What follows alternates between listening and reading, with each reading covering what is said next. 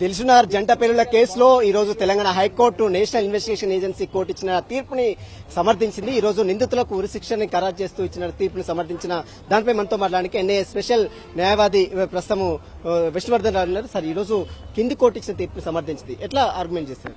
ఖచ్చితంగా అండి, సమర్థవంతంగా ఎన్ఐఏ నుంచి సబ్మిషన్ చేయడం జరిగింది. హైకోర్టు వారు కూడా సుదీర్ఘంగా విన్న తర్వాత డెత్ పెనాల్టీ అనేటువంటిది కన్ఫర్మ్ చేశారు. సో ఈ రోజు తీర్పు అనేటువంటిది చాలా మాకు ఎన్ఐఏకి అనేటువంటిది చాలా, ఎందుకంటే ఇది ప్రజల తీర్పుగా భావిస్తున్నాం. సార్, మీరు ఎలాంటి ఆర్గ్యుమెంట్ చేశారు సార్? అప్పీల్లో చాలా అంశాలు కూడా పొందుపరిచారు. చాలా లాంగ్ గా చేశాము, లార్జెస్ట్ గా చేశాము, లాంగెస్ట్ టైం తీసుకున్నాము. అవన్నీ కూడా it's a matter of the record, ఎందుకంటే ప్రొటెక్టెడ్ విట్నెసెస్ ఉన్నారు కాబట్టి సమర్థవంతంగా వాదనలు వినిపించాము. హైకోర్టు డివిజన్ బెంచ్ వారు మాతో ఏకీభవించారు. డెత్ సెంటెన్స్ కన్ఫర్మ్ చేసింది కదా, అది ఎప్పటిలోకి అమలయ్యే అవకాశం? డెత్ సెంటెన్స్ కన్ఫర్మేషన్ అంటే అది అపీల్స్ ని బట్టి ఉంటుంది. మళ్ళీ వాళ్ళు ఎస్ఎల్పీకి వెళ్ళొచ్చు, ఇప్పుడు మీరే చెప్తున్నారు కాబట్టి అది అయిన తర్వాత డిసైడ్ అవుతుంది. ఈ ఐదుగురు కూడా ప్రెసెంట్ ఎక్కడ ఉన్నారు? ప్రెసెంట్ తిహార్ జైల్లో ఉన్నారు. డీటెయిల్ అదర్ సంబంధించినటువంటి briefing will be given by the head quarters NIA. Okay, ఇప్పుడు వీళ్ళు వీళ్ళు ఇప్పుడు అప్పీల్కి వెళ్తే మళ్ళీ ఎంత time? I can't say because I'm not the PP for Supreme Court. Here only my job is done. They will take care. Okay.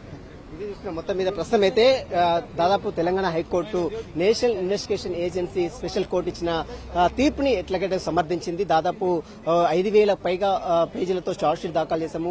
దాదాపు 150 మంది evidence collect చేశాము. ఇందులో మొత్తం 18 మంది చనిపోయారు. అందులో దాదాపు 150 మంది క్షతగాత్రులయ్యారు. అన్ని ఎవిడెన్స్, ఎలక్ట్రానిక్ ఎవిడెన్స్ కావచ్చు, ఫోరెన్సిక్స్ రిపోర్ట్ కావచ్చు, డాక్యుమెంట్స్ కావచ్చు, అన్ని కూడా కోర్టుకు సమర్థించిన తర్వాత court national investigation agency special court వారందరూ కూడా ఉరిశిక్షను అమలు చేసింది. కాబట్టి వాటిని ఈ రోజు తెలంగాణ హైకోర్టు సమర్థించింది. అదేవిధంగా డెత్ సెంటెన్స్ కూడా ప్రాపర్ గా హ్యాండిల్ చేయాలంటే, అమలు చేయాలంటే కూడా కోర్టు చాలా క్లియరెన్స్ ఆదేశాలు జారీ చేసింది. కాబట్టి ఒకవేళ నిందితులకు లా లూబోర్డ్స్ ఉన్నాయి కాబట్టి ఖచ్చితంగా వారు అప్పీల్కి వెళ్లే ఆలోచన ఉండే అవకాశం ఉంది. అప్పీల్కి వెళ్తే మాత్రం సుప్రీంకోర్టులో మరి చూడాల్సింది చెప్పొచ్చు. దాదాపు ఇప్పటికే 12 ఏళ్ల పాటు సుదీర్ఘంగా కేసు విచారణ కొనసాగింది. కాబట్టి అప్పీల్కి వెళ్తే మాత్రం మరికొంత సమయం పట్టే అవకాశం ఉంది. ఎందుకంటే నిందితులకు రైట్స్ ఉంది కాబట్టి ఖచ్చితంగా సుప్రీంకోర్టు వెళ్లే అవకాశం ఉంది. కాబట్టి మరి కోర్టు ఆర్డర్ వచ్చిన తర్వాత, కోర్టు ఆర్డర్ చూసిన తర్వాత నిందితులందరూ కూడా సుప్రీంకోర్టుకు వెళ్లే అవకాశం ఉందంటూ కూడా అటు ఎన్ఐఏ స్పెషల్ పీపీగా ఉన్నటువంటి విష్ణువర్ధన్ చెప్తున్న పరిస్థితి.